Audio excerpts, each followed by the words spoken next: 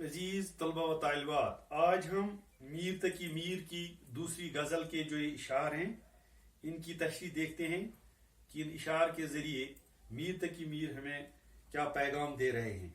तो जहाँ तक दूसरी गज़ल का ताल्लुक है, इसका पहला शेर जो है वो इस तरह से है।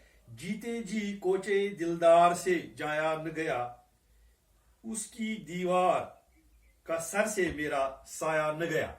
जहां तक मीर तकी मीर की दूसरी गजल के इस पहले शेर का ताल्लुक है, मीर तकी मीर इस मतला में तर्क उल्फत को नामुमकिन करार देते हुए फरमाते हैं कि जीते जी तो मैं अपने महबूब की गली को छोड़ न सका और महबूब की दीवार का साया हमेशा मेरे सर पर रहा, यानी मैं हमेशा महबूब की गली में मौजूद रहा। दूसरे लफ्जों में यह कह सकते हैं कि मीर तर्क मोहब्बत न कर सका और जिंदगी भर अपने महबूब के इश्क में मुब्तला रहा। ये तो पहला शेर है। तो अब इस गजल का जो दूसरा शेर है वो इस तरह से है।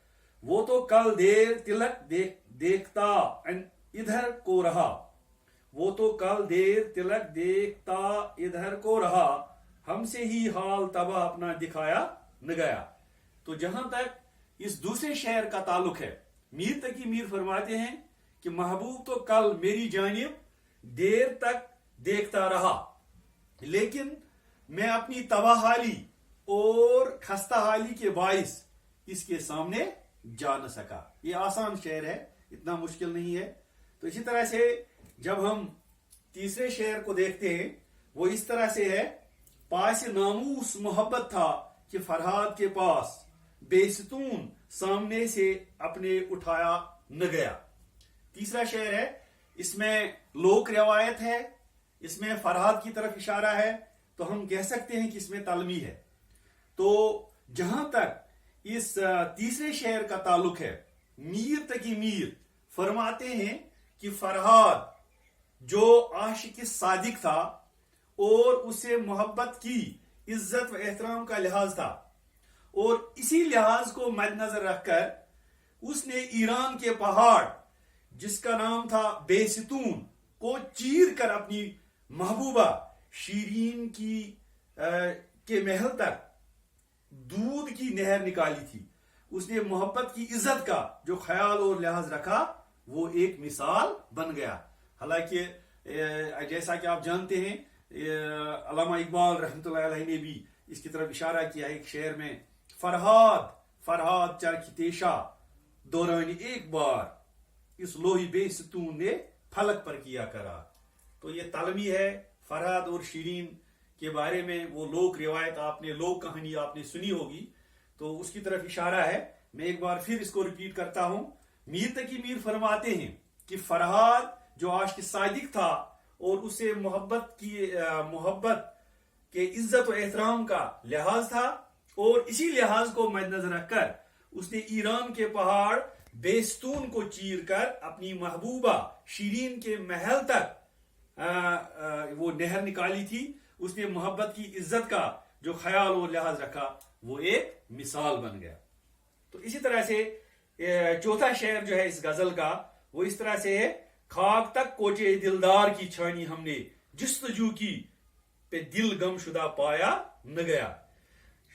शायर मीर तकी मीर फरमाते हैं कि मैंने अपने महबूब की गली की खाक छानी, बरसों इस गली से आता जाता रहा, मैंने अपने गुमशुदा दिल को बहुत तलाश किया, लेकिन वो नहीं पाया, नहीं मिला। गोया महबूब को दिल दिया तो फिर उसका कहीं पता न चल सका। शेर नंबर 5 जो है इस गजल का। महने आ सामने शब याद दिलाया था उसे, फिर वो तासुबा मेरे जी से बुलाया न गया। 5वां शेर जो है इस गजल का, इसमें मीर तकी मीर फरमाते हैं कि जब रात को चांद निकला तो इसे देखकर मुझे अपना महबूब याद आया, और फिर मैं सुबह तक अपने महबूब को भूल न सका। रात भर महबूब की याद मेरे दिल में समाई रही। आसान शेर है। तो इसी तरह से इस गजल का छठा शेर जो है जी में आता है कि कुछ और भी मौजू कीजिए, दर्द दिल एक गजल में तो सुनाया न गया। जहां तक इस छठे शेर का ताल्लुक है, मीर तकी मीर इस शेर में फरमाते हैं कि ये गजल कहकर मुझे तसली नहीं हुई, क्योंकि इसमें मैं अपने दर्द दिल को पूरी तरह बयान नहीं कर सका, इसलिए दिल करता है कि दर्द दिल के इजहार के लिए मजीद गजलें कही जाए। तो इसी तरह से इस गजल का आखिरी शेर जो है मकता है, जेरी शमशेरे सितम मीर तड़पना कैसा, सर भी तस्लीम मोहब्बत में हिलाया न गया।